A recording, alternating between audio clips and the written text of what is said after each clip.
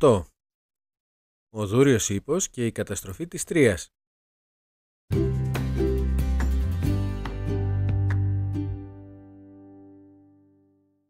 Στο προηγούμενο μάθημα είδαμε πώς σκοτώθηκε ο Αχιλλέας και ο Πάρης.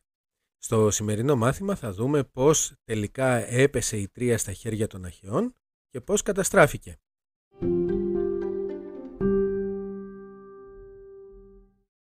Μετά το θάνατο του Αχιλλέα, οι Αχαιοί απελπίστηκαν. Δεν πίστευαν πως θα κατάφεραν να κυριεύσουν την Τρία.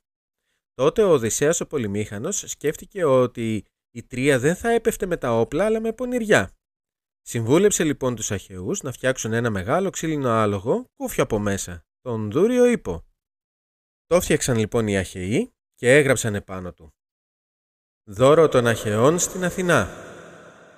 Και μια νύχτα σκοτεινή μπήκαν μέσα στο άλογο ο Οδυσσέας, ο Μενέλαος, ο Διομήδης, ο Νεοπτόλεμος που ήταν γιος του Αχιλλέα και μερικοί ακόμη γενναίοι Αχαιοί. Ο Αγαμέμνονας με τον υπόλοιπο στρατό, αφού έκαψαν το στρατόπεδο, μπήκαν στα πλοία και κρύφτηκαν στην ίσο Τένεδο.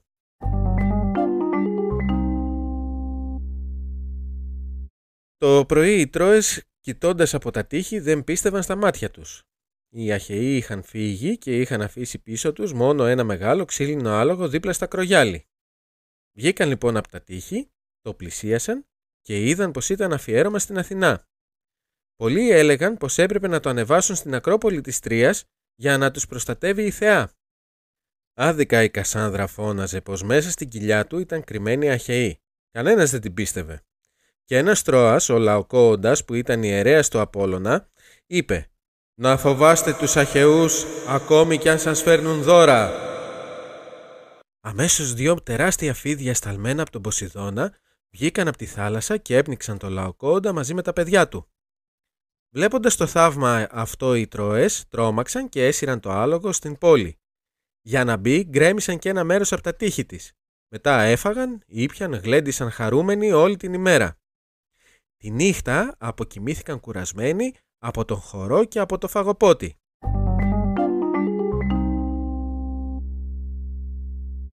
Τα μεσάνυχτα βγήκαν οι Αχαιοί από την κοιλιά του αλόγου. Έτρεξαν και άναψαν φωτιές ψηλά στα τείχη και άνοιξαν τις πύλες. Σε λίγο γύρισε και ο στρατός από την Τένεδο.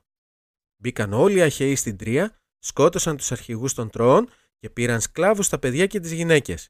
Ο Μενέλαος έτρεξε στο παλάτι του Πριάμου και πήρε πίσω την Ελένη. Μετά έβαλαν φωτιά και έκαψαν την πόλη χωρίς να σεβαστούν ούτε τους ναούς των θεών.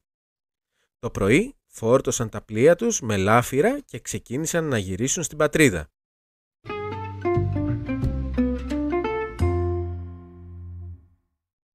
Στο σημερινό μάθημα είδαμε ότι η Τρία έπεσε στα χέρια των Αχαιών χάρη στην πονηριά του Οδυσσέα.